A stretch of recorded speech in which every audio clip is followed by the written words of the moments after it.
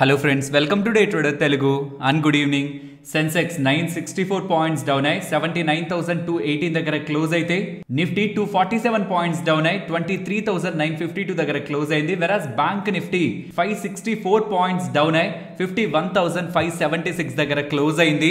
ఇవాల్టి market first 1 hour లో మాత్రమే వోల్టైల్ గా ఉంది. ఇంకా మీరు 15 మినిట్స్ చార్ట్ ని పెట్టారనుకోండి, చూడండి 2 మినిట్ క్యాండిల్స్ దగ్గర ఒక బిగ్ వోలటైలిటీ 24,000 కి వెళ్తుంది, 23,850 అరౌండ్ కూడా వస్తుంది. సేమ్ బ్యాంక్ నిఫ్టీలో కూడా ఫస్ట్ 2 క్యాండిల్స్ బిగ్ క్యాండిల్స్ మనకు కనిపిస్తాయి. తర్వాత అంతా కూడా మార్కెట్ లో మోస్ట్లీ రేంజ్ బౌండ్నెస్ కనిపించింది. ఇది ఎందుకు ఇలా జరిగింది, ఎందుకు గ్యాప్ డౌన్ అయింది? నాకు తెలిసి వీడియో చూస్తున్న మన వాళ్ళలో చాలా మందికి ఆల్రెడీ ఐడియా ఉంటుంది. బికాస్ 8 మినిట్స్ ఆడియో ఓపెన్ కాకముందే, మార్కెట్ ఓపెన్ కాకముందే ఇలా రెడ్ లో ఉంది. కారణాలు ఏంటి? ఫస్ట్ 1 అవర్ మార్కెట్ ని వదిలేసేయండి. 1 అవర్ లో బ్రేక్ అవ్వనంత వరకు మార్కెట్ లో ఇవాళ మనం కంగారు పడాల్సిన నీడ్ లేదు. ఫస్ట్ 1 అవర్ మాత్రం వోల్టైల్ గా ఉంటుంది. Closing important. ఈ డేటా మొత్తాన్ని కూడా 8 మినిట్స్ పాటు ఆల్రెడీ నేను మీకు టెలిగ్రామ్ లో షేర్ చేశాను. ఇంకా ఇంట్రెస్టింగ్ డేటా, ఇక్కడ మాట్లాడుకున్న డేటాతో పాటు ఇంకా ఇంట్రెస్టింగ్ డేటా ఉంది. కొంత జాగ్రత్తగా గమనించండి. నిన్న నైట్ అంటే ఇవాళ ఎర్లీ మార్నింగ్ 12:44 కి నేను మీకు ఫెడ్ వాళ్ళు వడ్డీ రేట్లు కట్ చేశారన్న డేటా పెట్టాను. రిమైనింగ్ డేటా ఆడియోలో ఎక్స్ప్లెయిన్ చేశాను కదా మార్నింగే. అది నేను మీకు స్టెప్ బై స్టెప్ చెప్పేస్తాను. అసలు ఎందుకు మార్కెట్ పడిందనే దాని రిలేటెడ్ గా క్లారిటీ ఉంటుంది.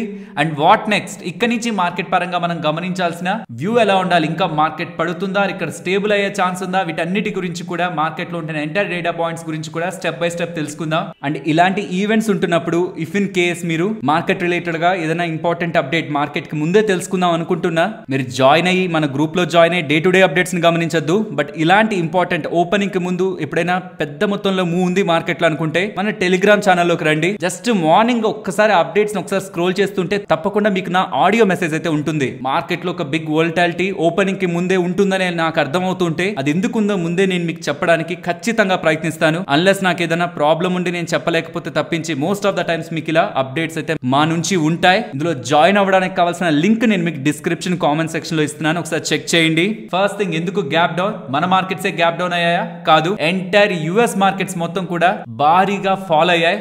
ఒక్కసారి గమనించండి. నాట్ జస్ట్ ఇండియన్ మార్కెట్స్ లో పెద్ద ఫాల్ అనేలాగా చూడకూడదు. అక్కడ 3% దగ్గరగా, ఇది ఫ్యూచర్స్ లేండి, పైన ఉన్న డవ్ ఫ్యూచర్స్ మార్కెట్ క్లోజ్ అయ్యాక ట్రేడ్ అవుతున్నది. రిమైనింగ్ అన్ని కూడా బిగ్ వే లో ఫాల్ అయ్యాయి. European markets, Asian markets, what not everything, entire global equity markets లో ఫాల్ కనిపించింది. మరి దానికి రీజన్ ఎవరు? ఫెడ్ చైర్మన్ గారు. సర్ప్రైజ్ అవ్వాల్సింది ఉందా అంటే సర్ప్రైజ్ అవ్వాల్సిందేం లేదు. వడ్డీ రేట్లు కట్ చేశారు. ఇది కట్ చేయకపోయింటే ఇంకెంత పడేదో మార్కెట్, బట్ ఇది కట్ చేశారు. పాయింట్ అంతా అదే. మనం రీసెంట్ టైమ్స్ లో కూడా అనుకుంది వడ్డీ రేట్లు కట్ చేయడమే పాయింట్ కాదు, next interest rates next coming years లో ఎలా కట్ చేస్తారని చెప్పాలి. అండ్ ఎకానమీ గురించి, ఇన్ఫ్లేషన్ గురించి, అన్ఎంప్లాయ్మెంట్ గురించి, వీటి గురించి ఎలా మాట్లాడుతున్నారు అనేది కూడా మార్కెట్ అబ్జర్వ్ చేస్తుంది. వడ్డీ రేట్లని 0.25% కట్ చేసేసాక, అంటే 4.5% కి మేము వడ్డీ రేట్లు తెచ్చేస్తున్నాం అని చెప్పిన తర్వాత యూజువల్ గా మార్కెట్ లో ఎక్స్పెక్టేషన్ ఏంటంటే, నేను మార్నింగ్ ఆడియోలో చెప్పినట్టు 100 బేసిస్ పాయింట్స్ 2025 లో కట్ చేస్తారని. అంటే 4 సార్లు 25 లెక్కన 4 times 25 కట్ చేస్తే 100 బేసిస్ పాయింట్స్ 2025 లో రేట్ కట్ చేస్తారని ఎక్స్పెక్ట్ చేస్తే,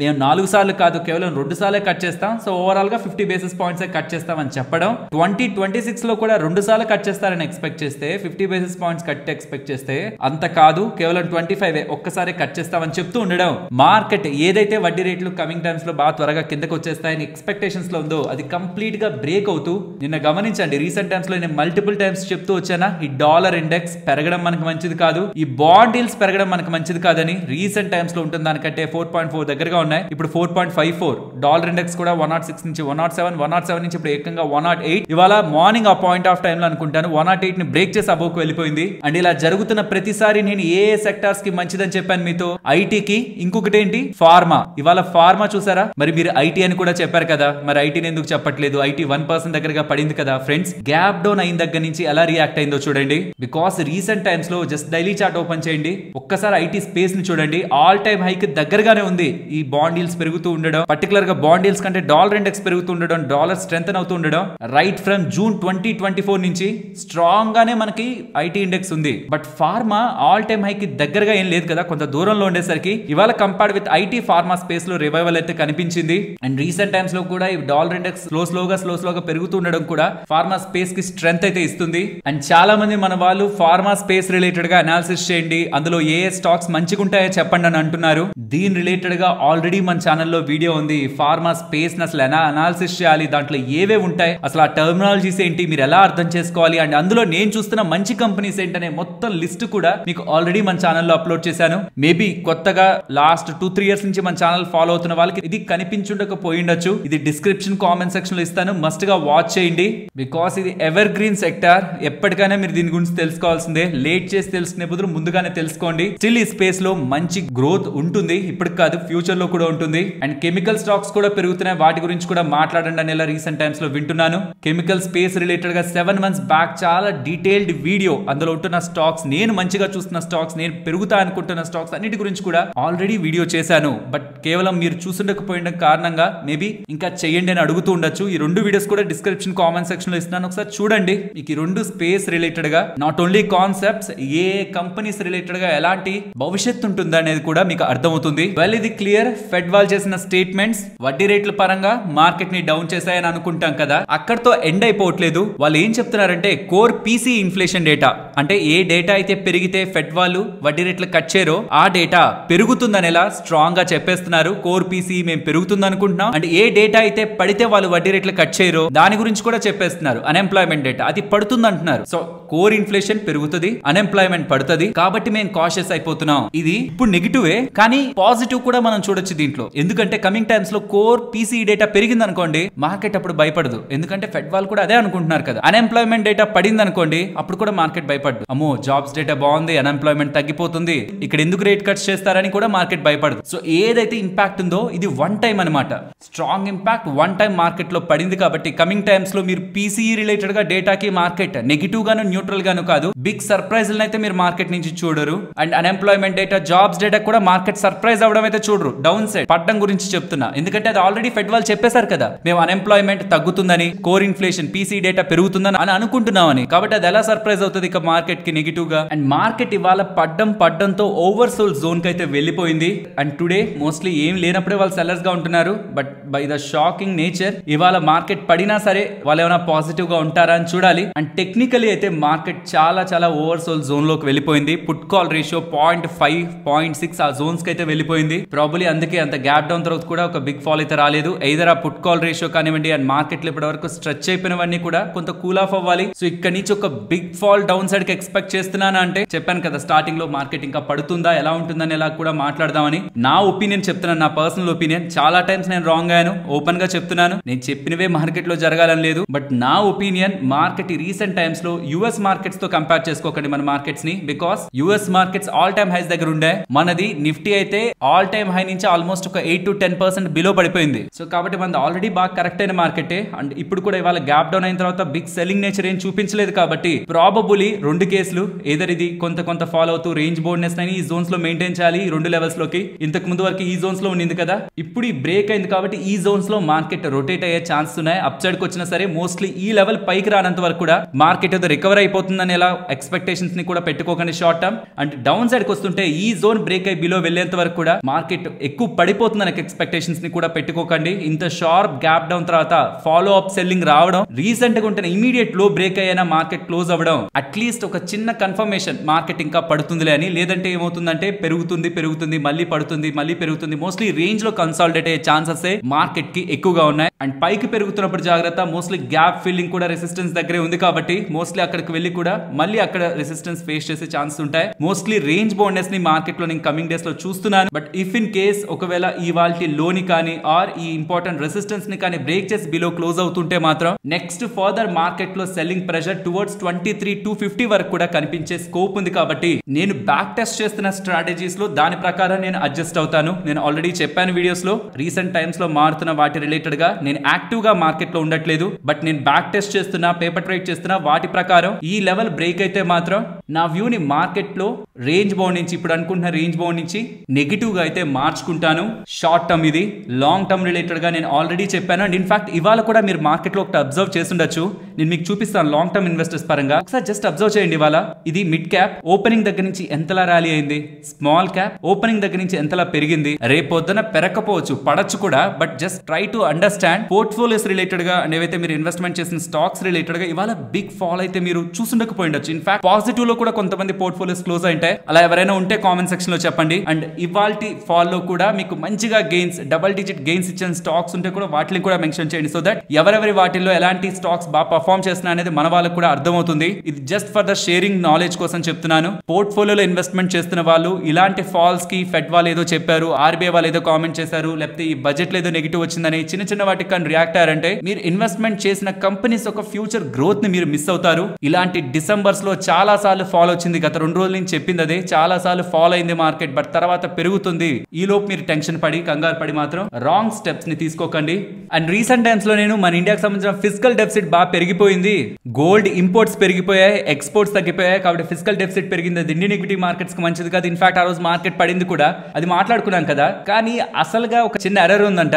నవంబర్ గోల్డ్ ఇంపోర్ట్స్, యాక్చువల్ గా ఉన్న గోల్డ్ ఇంపోర్ట్స్ 136 టన్స్ అంట, కానీ డబుల్ ఎర్రర్ అంటే వచ్చిందాన్ని ఇంకొకసారి క్యాలిక్యులేట్ చేసుకోవడం ద్వారా 173 టన్స్ అని క్యాలిక్యులేట్ చేసి ఎక్స్పోర్ట్స్ తగ్గిపోయాయి, ఇంపోర్ట్స్ పెరిగిపోయాయి, గోల్డ్ ఇంపోర్ట్స్ రికార్డ్ స్థాయిలో ఉన్నాయి, కాబట్టి ఫిజికల్ డెఫిసిట్ పెరిగిపోయిందనే నెంబర్స్ ని వదిలేశారట. కానీ రియాలిటీలో అంత ఫిజికల్ డెఫిసిట్ కాదని, ఇండియా ఫిజికల్ డెఫిసిట్ బెటర్ గానే ఉందని, అంటే బెటర్ అంటే కంపారిటివ్ విత్ లాస్ట్ ఇయర్ అది వీక్ గానే ఉంది, బట్ అనుకున్నంత నెగిటివ్ గా లేదనేలా మనకి డేటా అయితే కనిపిస్తుంది. దీని రిలేటెడ్ గా డీటెయిల్డ్ ఇన్ఫర్మేషన్ కూడా కమింగ్ టైమ్స్ లో డీజీసీఏ వాళ్ళు రిలీజ్ చేస్తారనేలా కూడా చెప్తున్నారు.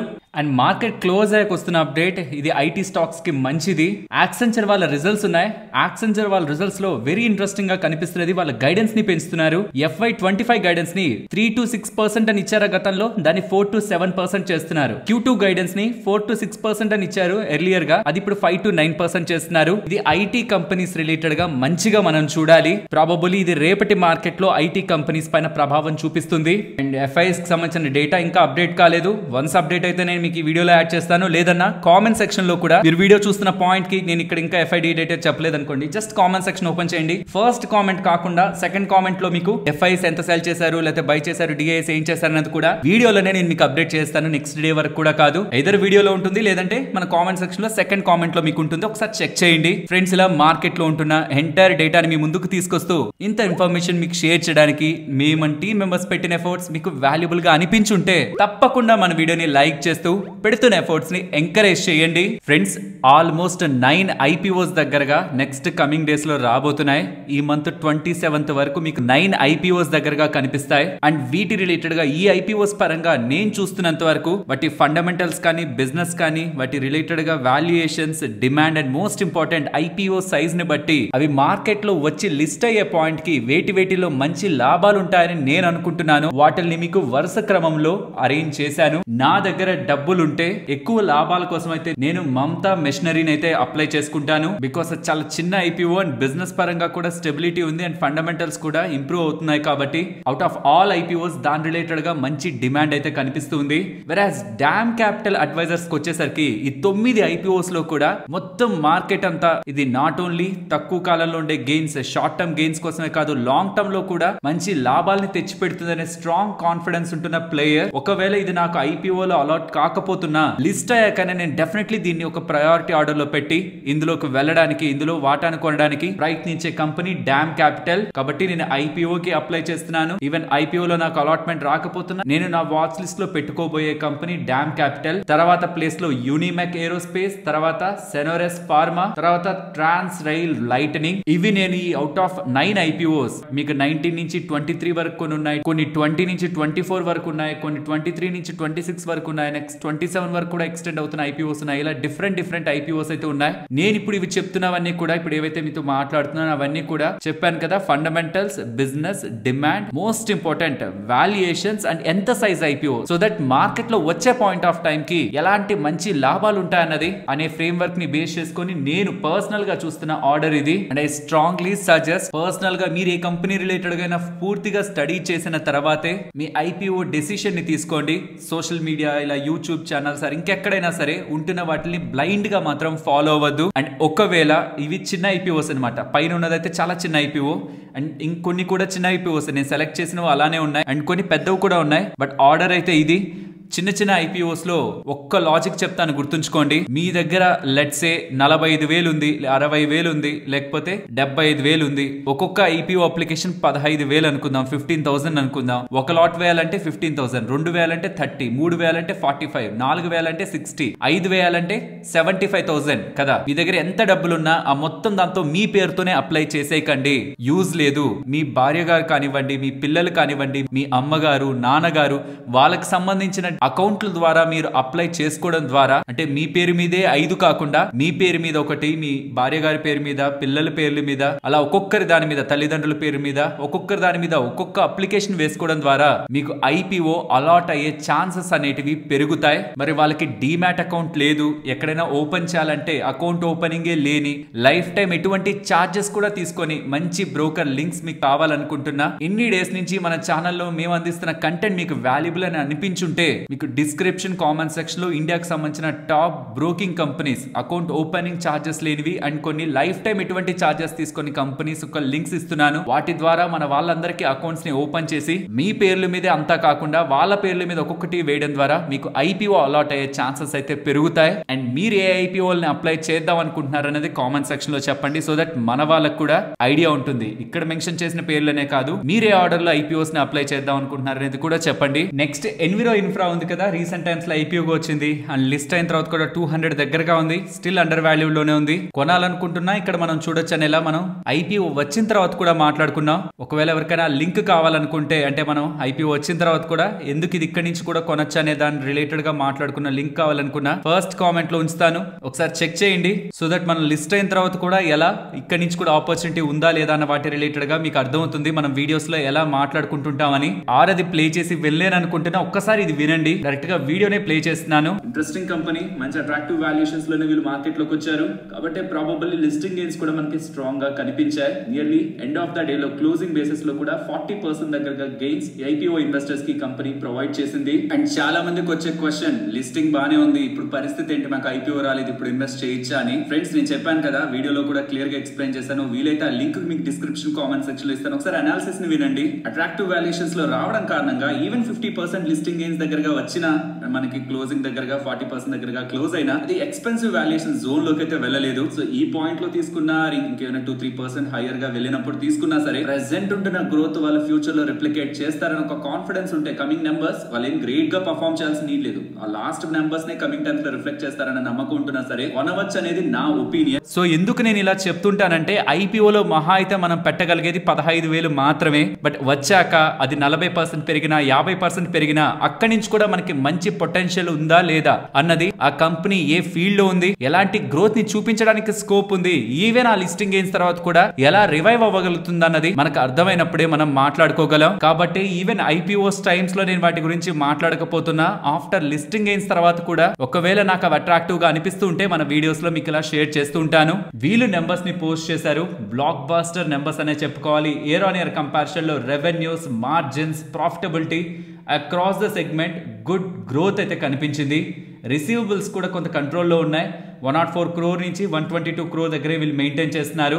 అండ్ ఆర్డర్ బుక్ సుమారుగా 1957 crore దగ్గరగా మెయింటైన్ చేస్తూ నెక్స్ట్ 3 to 4 years లో 40% CAGR తో గ్రో అవుతారనేలా గుడ్ కామెంటరీ కూడా ఎన్విరో ఇన్ఫ్రా వాళ్ళ దగ్గర నుంచి అయితే కనిపిస్తూ ఉంది. ఫ్రెండ్స్, ఇలా న్యూస్ అప్డేట్స్ ని అనాలిసిస్ చేస్తూ మీ ముందుకి కంటెంట్ తీసుకురావడానికి మేం పెడుతున్న ఎఫర్ట్స్ మీకు వాల్యుబుల్ గా అనిపిస్తూ ఉంటే మన వీడియోని తప్పకుండా లైక్ చేయండి. అండ్ నిన్నకి ముందు అంటే లాస్ట్ 1-2 days లో సెబీ రిలేటెడ్ గా మ్యూచువల్ ఫండ్స్ పరంగాను కొత్త రూల్స్ వస్తున్నాయి. ఈ రూల్స్ అన్నిటిని కూడా మీకు నేను స్టెప్ బై స్టెప్ ఎక్స్ప్లెయిన్ చేస్తూ వస్తాను. ఫస్ట్ థింగ్, ఎవరైనా ఎస్ఎంఈ ఐపీఓస్ ని అప్లై చేద్దాం అనుకుంటుంటే ఇక నుంచి ఎస్ఎంఈ ఐపీఓస్ కి సంబంధించి రూల్స్ ని కంప్లీట్ గా మార్చేస్తున్నారు. ఖచ్చితంగా ఎస్ఎంఈ ఐపీఓ అనేది లాస్ట్ 3 years లో 2 years ఖచ్చితంగా మినిమం 1 crore అయినా ఆపరేటింగ్ ప్రాఫిట్ ని పోస్ట్ చేయాలి. నెట్ ప్రాఫిట్ కాదు, ఆపరేటింగ్ ప్రాఫిట్ ని పోస్ట్ చేయాలి. ఒకవేళ ప్రమోటర్స్ ఐపీఓ ద్వారా వస్తున్న డబ్బులు మొత్తం వాళ్ళే రైజ్ చేద్దామని చూస్తుంటే అది కుదరదిక. మినిమం 20% కి మించి ఒకవేళ ఓఎఫ్ఎస్ లో ప్రమోటర్స్ కానీ వాటా నమ్మి వాళ్ళే డబ్బులు తీసుకుంటుంటే ఐపీఓని అప్రూవ్ చేయరని చెప్తున్నారు. అంటే కంపెనీ ఏదైతే ఐపీఓ ద్వారా డబ్బులు రైజ్ చేస్తుందో అది కంపెనీకే వెళ్ళాలి, కానీ ప్రమోటర్స్ కి 20% మించి వెళ్ళకూడదు అంటున్నారు. అండ్ ప్రమోటర్స్ కి సంబంధించిన వాటా కూడా 50% ఆఫ్ ద వాటాని 1 year కి అండ్ రిమైనింగ్ 50% ఆఫ్ ద వాటాని 2 years కి లాక్ ఇన్ లో పెట్టేస్తున్నారు. ఐపీఓ రాగానే ప్రమోటర్స్ వాటాలు నమ్ముకొని వెళ్ళిపోకుండా 1 year వెయిట్ చేయాలి, 2 years వెయిట్ చేయాలి. ఫస్ట్ 1 year లో 50%, సెకండ్ ఇయర్ లో ఇంకొక 50% లాక్ ఇన్ అయితే రిలీజ్ అవుతుందని హెచ్ఎన్ఐస్ రిలేటెడ్ గా కూడా అలాట్మెంట్ మెథడాలజీని చేంజ్ చేస్తూ very strong rules SME IPOs పరంగా తీసుకొస్తున్నారు. నాకు తెలిసి చాలా తక్కువ కంపెనీస్ వస్తాయి ఇక ఈ రూల్స్ కానీ అమలు అవుతూ ఉంటే ఎస్ఎంఈ స్పేస్ లోకి. అండ్ క్వాలిటీ కంపెనీస్ కొంత పెరిగే స్కోప్ ఉంటుంది. అండ్ ప్రమోటర్స్ ని కూడా మీరు అమ్ముకొని వెళ్ళిపోవడం కుదరదు, వెయిట్ చేయండి 1 సంవత్సరం 2 సంవత్సరాలు. అండ్ ఓఎఫ్ఎస్ లో కూడా 20% కే వెళ్ళండి, అంతకు మించి మొత్తం ఐపీఓలో డబ్బులంతా మీరే తీసుకువెళ్ళిపోవాలని ప్రయత్నించొద్దు అని చెప్తూ ఉండడం. ఐపీఓలో పర్టికులర్ గా ఎస్ఎంఈ ఐపీఓ స్పేస్ లో అయితే కొంత చేంజెస్ అయితే వస్తాయి. And second important the SEBI వాళ్ళు కొత్త అసెట్ క్లాస్ ని ఇంట్రడ్యూస్ చేశారు, ఎస్ఐఎఫ్ స్పెషలైజ్డ్ ఇన్వెస్ట్మెంట్ ఫండ్ అన్నమాట. అది కూడా మ్యూచువల్ ఫండ్ లాంటిదే. మరి మ్యూచువల్ ఫండ్ కి దానికి డిఫరెన్స్ ఏంటి, నేను మీకు కంపారిటివ్లీ ఒక టేబుల్ చూపించి ఎక్స్ప్లెయిన్ చేస్తాను. యూజువల్ గా మ్యూచువల్ ఫండ్స్ అంటే ఎలాంటి ఒపీనియన్ ఉంటుంది, జనరల్ గా అవి పెద్దగా రిస్క్ తీసుకునే వాళ్ళు మాత్రమే ఇన్వెస్ట్ చేస్తుంటారు, రిస్క్ తీసుకునే వాళ్ళు స్టాక్స్ లో ఉంటారు అని కదా. బికాస్ మ్యూచువల్ ఫండ్స్ కి చాలా స్ట్రిక్ట్ రూల్స్ ఉంటాయి అనమాట. లార్జ్ క్యాప్ అంటే లార్జ్ క్యాప్ లోనే ఇన్వెస్ట్ చేయాలి, స్మాల్ క్యాప్ అంటే స్మాల్ క్యాప్ లోనే, అంటే కంప్లీట్ గా కాదు, మెజారిటీ ఆఫ్ పోర్షన్ ఇన్వెస్ట్ చేయాలి. అండ్ కొన్ని థింగ్స్ ని వాళ్ళు బైపాస్ చేయలేరు. వెరాజ్ ఇప్పుడు ఒక కేటగిరీని తీసుకొచ్చారు, అది high risk category and high reward category. And mutual fund managers కి ఫ్రీ హ్యాండ్ ఇస్తుంది అనమాట. మీరు ఏం చేయాలనుకుంటే చేయండి, రిస్క్ కూడా తీసుకోండి, రివార్డ్ ఎక్కువ ఇవ్వండి. అట్లీస్ట్ ఎవరైతే ప్రజలు మేము రిస్క్ తీసుకుంటాం కానీ మేము తీసుకోలేము ఓన్ గా, ఫండ్ మేనేజర్స్ ని తీసుకొని మేము దాంట్లో వెళ్తాం అనుకునే వాళ్ళకి ఈ క్లాస్ ని కొత్త క్లాస్ ని అయితే ఇంట్రడ్యూస్ చేస్తున్నారు. దాని పేరే ఎస్ఐఎఫ్ స్పెషలైజ్డ్ ఇన్వెస్ట్మెంట్ ఫండ్స్. ఇక్కడ మీరు స్క్రీన్ మీద గమనించవచ్చు. దానికి రెగ్యులర్ మ్యూచువల్ ఫండ్ కి ఉండే తేడా, మెయిన్ తేడా ఏంటంటే మ్యూచువల్ ఫండ్స్ లో మీరు 100 రూపాయలు కూడా ఇన్వెస్ట్ చేయొచ్చు నార్మల్ మ్యూచువల్ ఫండ్ లో, కానీ ఈ స్పెషలైజ్డ్ ఇన్వెస్ట్మెంట్ ఫండ్స్ లో మినిమం 10 lakh rupees ఉండాలి. బికాస్ రిస్క్ తీసుకోగలరు అనుకున్న వాళ్ళే రావాలనుకుంటున్నారు సెబీ వాళ్ళు. మరి రిస్క్ తీసుకోవాలనుకుంటున్న వాళ్ళ దగ్గర కూడా మినిమం ఎక్కువ డబ్బులు ఉంటే వాళ్ళు థింక్ చేసే వచ్చుంటారు. చిన్న క్యాపిటల్ ఉంటున్న వాళ్ళైతే ఆలోచించకుండా వచ్చుంటారనేమో. 10 లక్షలు minimum across all strategies, minimum 10 lakhs లేదే ఎస్ఐఎఫ్ లోకి ఇన్వెస్ట్మెంట్ చేయలేరు. యాక్చువల్లీ పిఎంఎస్ ఉంటాయి కదా, పోర్ట్ఫోలియో మేనేజ్మెంట్ సర్వీసెస్ కానీ ఆల్టర్నేట్ ఇన్వెస్ట్మెంట్ ఫండ్స్ కానీ, యూజువల్ గా అవి కొంత ఎక్కువ చార్జెస్ ని తీసుకొని కొంత ఎక్కువ రిటర్న్స్ ఇస్తారని ఇలా చెప్పి మీకు బయట అడ్వర్టైజ్ చేస్తూ ఉంటారు. వాటికి హై ఫీజులు ఉంటాయి. కానీ ఎస్ఐఎఫ్ లకు మాత్రం అంత హై ఫీజులు పెట్టకుండా investor friendly expense ratio maintain చేస్తూ మంచి రివార్డ్స్ ఇస్తూ ఎక్కువ రిస్క్ ను కూడా కలిగి ఉంటూ టాక్సేషన్ రూల్స్ కూడా సిమిలర్ గా ఉంటూ ఇంట్రెస్టింగ్ థింగ్స్ ని రిలీజ్ చేయాలనేలా సెబీ వాళ్ళు ప్లాన్ చేస్తున్నట్టు గతంలో కూడా అప్డేట్ చేశారు. దీనికి రెగ్యులర్ మ్యూచువల్ ఫండ్స్ కి తేడా ఏంటో చెప్పాను కదా, వీళ్ళు ఏదైనా చేయగలరు. నార్మల్ గా మ్యూచువల్ ఫండ్స్ కొంటారంతే, కానీ వీళ్ళు ఏం చేయగలరు, స్టాక్స్ ని కొనగలరు. లైక్ ఫార్మా స్టాక్స్ పెరుగుతాయని వాళ్ళకి అనిపించింది, ఫార్మా స్టాక్స్ లో బై సైడ్ ఉంటారు. ఒకవేళ రైల్వే స్టాక్స్ పడతాయనిపించింది, దాని రిలేటెడ్ గా షార్ట్ పొజిషన్స్ ని కూడా వేరియస్ ఇన్స్ట్రుమెంట్స్ ద్వారా క్రియేట్ చేసుకొని దాని లాభాన్ని కూడా మనకి యాడ్ చేస్తారు. అంటే వీళ్ళకి ఇష్టం అనమాట. వీళ్ళకి ఏ స్ట్రాటజీ అయితే బెటర్ అనుకుంటారో, లాంగ్ స్ట్రాటజీ అయినా షార్ట్ స్ట్రాటజీ అయినా, అది స్టాక్స్ ద్వారా అయినా ఇతర ఇన్స్ట్రుమెంట్స్ ద్వారా అయినా, వాళ్ళకి ఏది బెటర్ అనుకుంటే అది చేసి అంతా వర్కౌట్ అవుతుంటే మంచి లాభాలే ఉంటాయి, వర్కౌట్ కాకపోతే లాస్ కూడా ఉంటుంది. కాబట్టి ఇది హై రిస్క్ ఉంటున్నా ప్యారల్ గా హై రివార్డ్ ఉంటున్న కేటగిరీ. కాబట్టి వన్స్ ఇది లాంచ్ అయిన తర్వాత కూడా ఇన్వెస్టర్స్ హై రివార్డ్ ఒక్కటే మైండ్ లో పెట్టుకొని వెళ్ళిపోకండి.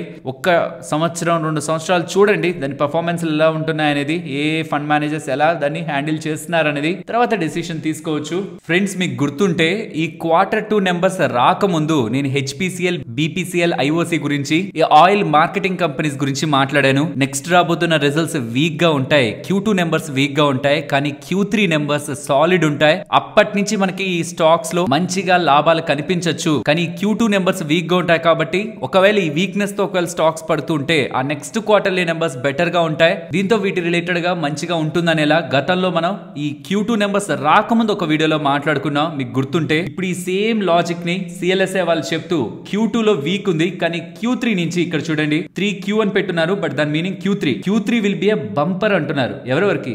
భారత్ పెట్రోలియం, బీపీసీఎల్ కి, హెచ్పిసిఎల్ కి, ఐఓసి కి. సో ఆయిల్ మార్కెటింగ్ కంపెనీస్ కి నెక్స్ట్ క్వార్టర్లీ నెంబర్స్ సాలిడ్ ఉంటాయనేలా సిఎల్ఎస్ఏ వాళ్ళ అభిప్రాయం.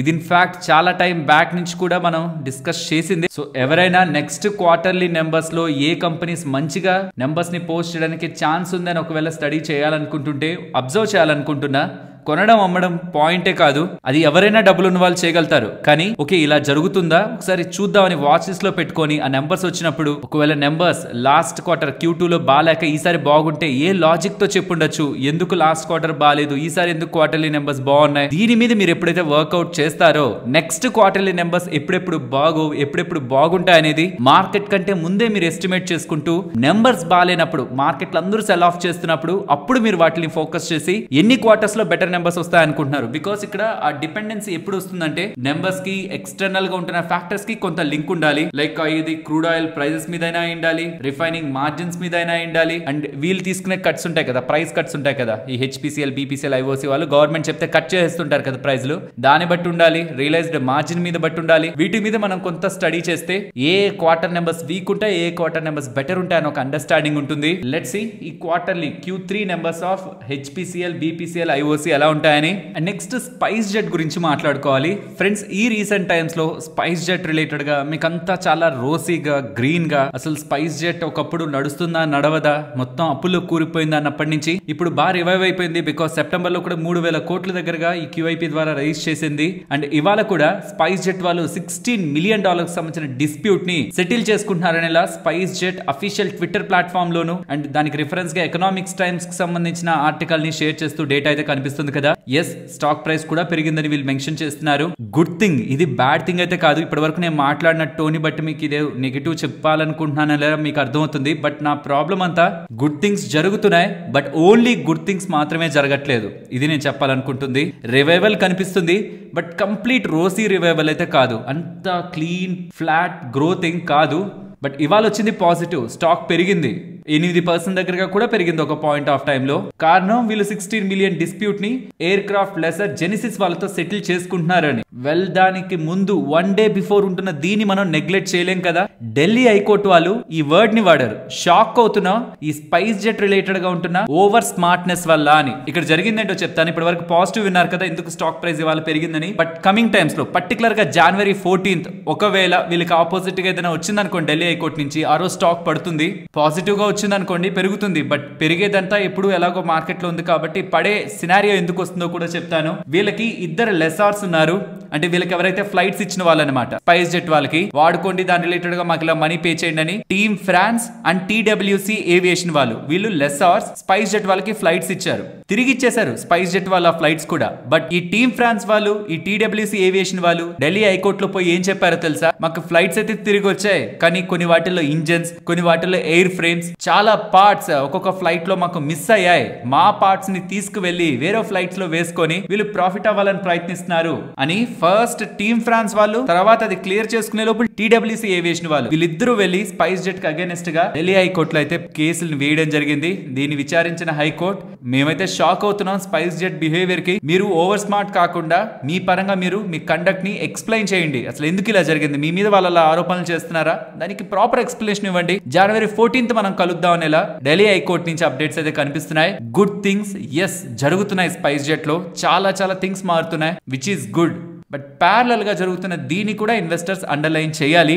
ఆబ్వియస్లీ చాలా టైం బ్యాక్ నుంచి స్టాక్ ప్రైస్ పెద్దగా పెరగకపోవడం, బాగా ఫాలో అవడం, బీట్ అండ్ డౌన్ అవడం, స్టాక్ ప్రైస్ పెరగడం మనకు కనిపిస్తుంది, ఇంకా పెరుగుతుందేమో వీళ్ళు ఇలా అప్డేట్స్ పాజిటివ్ గా చేస్తున్నంత వరకు. బట్ ఇవి కూడా ప్యారలల్ గా వీళ్ళ రిలేటెడ్ గా రిస్క్ ని వేయగలుగుతాయా, ఒకవేళ ఇప్పుడు ఢిల్లీ హైకోర్టు వాళ్ళు ఇలా మీరు చేసినందుకు ఇంత పెనాల్టీని కట్టండి అంటే అది ఒక ఫ్రెష్ రిస్క్ అవుతుంది.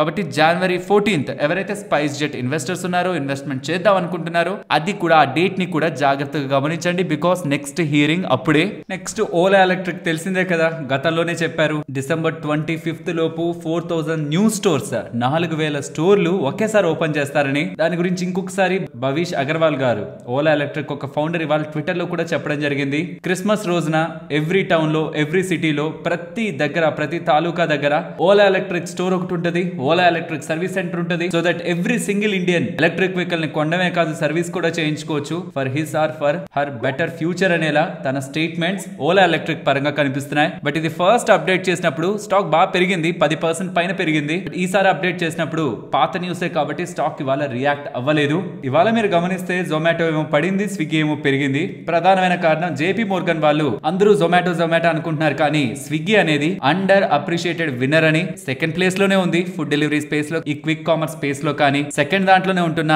వీళ్ళ స్ట్రాంగ్ ఎగ్జిక్యూషన్ క్యాపబిలిటీస్ ద్వారా ఫుడ్ డెలివరీలోను అండ్ క్విక్ కామర్స్ లోని రెండిట్లో కూడా వీళ్ళు క్యాచ్అప్ అవుతారని, స్ట్రాంగ్ గ్రోత్ మల్టిపుల్స్ తో వీళ్ళు గ్రో అయ్యి ఈవెన్ జొమాటో కంటే తక్కువ వాల్యుయేషన్ వీళ్ళకి ఇవ్వాలని చూసినా సరే స్టాక్ ఒక టార్గెట్ వీళ్ళకి 730 గా కనిపిస్తుంది అనేలా నాకు తెలిసి ఇప్పటి వరకు స్విగ్గీ పై వచ్చిన అన్ని రిపోర్ట్స్ లో కూడా ఇది హైయెస్ట్ టార్గెట్ అనమాట. అలా వీళ్ళు స్టేట్మెంట్స్ చేస్తూ ఉండడం ఇవాళ జొమాటో ఏమో పడింది, స్విగ్గీ ఏమో పెరిగింది. బట్ గుర్తుంచుకోవాల్సింది రీసెంట్ టైమ్స్ లో మ్యాజిక్ పిన్ అని ఈవెన్ ఓలా వాళ్ళు కూడా ఫుడ్ డెలివరీ స్పేస్ లోకి ఎంటర్ అవుతున్నారు. చూడాలి వాళ్ళ స్ట్రాటజీ ఏంటి. ఒకప్పుడు బిజినెస్ ని ఆపేసిన ఓలా వాళ్ళు కూడా ఫుడ్ డెలివరీలోకి వస్తున్నారంటే, ఒక్కసారి దెబ్బతిన్న వాళ్ళు ఇంకొకసారి రావాలని ప్రయత్నిస్తున్నారంటే ఈసారి ఏమైనా స్ట్రాంగ్ స్ట్రాటజీతో వస్తారనేది చూడాలి. బట్ అల్టిమేట్ గా స్విగ్గీ కంపేర్డ్ విత్ జొమాటో తక్కువ వాల్యుయేషన్ లో మార్కెట్ లో ఉండడం దీని మీదకి అందరికి చూపు అయితే రీసెంట్ టైమ్స్ లో వెళ్తుంది. బట్ జొమాటో పరంగా కూడా స్ట్రాంగ్ ఇన్స్టిట్యూషనల్ సపోర్ట్ ఉంది. అంటే మ్యూచువల్ ఫండ్స్ కానీ ఫండ్ మేనేజర్స్ కానీ అందరూ దాని వెనకైతే వెళ్తున్నారు. అండ్ దాంతో పాటు ఇప్పుడు స్విగ్గీ వెనక కూడా వెళ్తున్నారు. టోటల్ ఈ ఫుడ్ డెలివరీ క్విక్ కామర్స్ ఒక మేజర్ ఎరాగా రీసెంట్ టైమ్స్ లో ఫండ్ మేనేజర్స్ ఒక ఫోకస్ లో అయితే ఉంటున్నాయి. నెక్స్ట్ ఏషియన్ పెయింట్స్ గురించి మాట్లాడుకోవాలి. ఇవాళ ఫ్రెష్ 52 వీక్ లోన్ అయితే స్టాక్ టచ్ చేసింది. ప్రధానమైన కారణం ఇప్పుడు వీళ్ళ రిలేటెడ్ గా కండిషన్స్ అంతా వీక్ గా ఉన్నాయి కదా. సేల్స్ డ్రాప్ అయ్యాయి, వాల్యూమ్స్ డ్రాప్ అయ్యాయి, మార్జిన్ డ్రాప్ అయింది, ప్రాఫిట్ డ్రాప్ అయింది. ఇదంతా జరిగింది. కారణం ఏంటి? బిర్లా వాళ్ళు కొత్త పెయింట్స్ తో వచ్చారు, బిర్లా ఓపస్ పెయింట్స్ తో వచ్చారు. అండ్ రీసెంట్ గా ఉంటున్న కామెంటరీ, బిర్లా ఓపస్ వాళ్ళకి సంబంధించిన కామెంటరీ Q2 రిలేటెడ్ గా ఉంటున్నది ఏంటి, మా నుంచి వచ్చిన కాంపిటీషన్ తోనే ఎంటైర్ ఇండస్ట్రీ సఫర్ అయింది. ఈ కాంపిటీషన్ కారణంగా మేము ఇంపాక్ట్ అయ్యాం. బట్ కమింగ్ టైమ్స్ లో మేము ఇంకా స్ట్రాంగ్ గా గ్రో అవుతామని బిర్లా వాళ్ళు చెప్తున్నారు. మరి వాళ్ళు స్ట్రాంగ్ గా గ్రో అవుతారంటే ఎవరి నుంచి గ్రో అవ్వాలి? ఏషియన్ పెయింట్స్ మార్కెట్ లీడర్ నుంచే గ్రో అవ్వాలి. ఆ మార్కెట్ షేర్ కొంత షిఫ్ట్ అవ్వాలి, టిల్ట్ అవ్వాలి. దాని కారణంగా రీసెంట్ టైమ్స్ లో స్టాక్ ప్రైస్ లో ప్రెషర్ కనిపించింది. అండ్ ఇప్పుడు కొత్తగా 2 సీనియర్ లీడర్షిప్స్ అంటే ఈ కంపెనీ రిలేటెడ్ గా ఉన్న టాప్ మేనేజ్మెంట్స్ లోంచి 2 సీనియర్ ఎంప్లాయీస్ అయితే వెళ్ళిపోతున్నట్లయితే కనిపిస్తుంది. ఒకరు విష్ణు గోయల్ గారు, VP రీటైల్ సేల్స్ అసోసియేట్ గా ఉన్న తను, కమర్షియల్ అండ్ మార్కెటింగ్ రిలేటెడ్ గా ఉంటున్న తను డిసెంబర్ 17 నుంచి కంపెనీని విడిచి వెళ్తున్నట్టు. అండ్ నెక్స్ట్ శ్యామ్ స్వామి గారు కూడా VP home improvement decor services and retailing space లో ఉంటున్న తను కూడా డిసెంబర్ 17 నుంచి వెళ్ళిపోతున్నట్టు. వీళ్ళిద్దరు కూడా పర్సనల్ రీజన్స్ తో వెళ్ళిపోతున్నట్లయితే స్టేట్మెంట్స్ చేస్తున్నారు. ఇమీడియట్ గా వీళ్ళని రీప్లేస్ చేస్తూ కొత్త ప్లేయర్స్ ని ఏషియన్ పెయింట్స్ వాళ్ళు అపాయింట్ చేశారు. బట్ స్టిల్ ఎప్పటి నుంచో ఉన్న వాళ్ళు, ఒక మంచి గుర్తింపు ఉన్న వాళ్ళు కంపెనీలో సడన్ గా ఇలా ఇద్దరు ఒకేసారి అలా, అది కూడా ఇలా క్లిష్ట పరిస్థితుల్లో వెళ్ళిపోతూ ఉండడం మార్కెట్ కి ఇంకాస్త అనీజీగా అనిపిస్తూ ఇవాళ ఓవరాల్ మార్కెట్ డౌన్ లో ఉంది. దాంతో పాటు ఏషియన్ పెయింట్స్ రిలేటెడ్ గా కూడా ఈ అప్డేట్స్ తో ఫ్రెష్ 52 వీక్ లోకి అయితే వెళ్ళింది. ఫ్రెండ్స్, ఇది జస్ట్ ఏషియన్ పెయింట్స్ తోనే కాదు, రిలయన్స్ ని చూసినా అండ్ ఇంకా చాలా టాప్ కంపెనీస్ ఒకప్పుడు blue chip, ever green and just ఒకసారి ఇన్వెస్ట్ చేసి అలా వదిలేయచ్చు, ఇలాంటి థింగ్స్ అన్నిటి రిలేటెడ్ గా కూడా రీసెంట్ టైమ్స్ లో కొంత పెయిన్ ఇన్వెస్టర్స్ అయితే ఫేస్ చేస్తున్నారు. మీ కళ్ళ ముందు లాస్ట్ 3 ఇయర్స్ లో ఏ స్పేస్ లో ఉంటున్న ఏ కంపెనీస్ ఎలా పర్ఫార్మ్ చేశాయి, లాస్ట్ 3 ఇయర్స్ ఎలాంటి రిటర్న్స్ ఉన్నాయనేది మీ స్క్రీన్ ముందు పెడుతున్నాను. Largest paint company Asian paints 29% పడింది last 3 years. Second largest IT Infosys ఏమో 7% పెరిగింది. Largest NBFC Bajaj finance 0% return. Largest FMCG company HUL 5% పెరిగింది. మీడియా కంపెనీ ZNDMA 62% పడింది.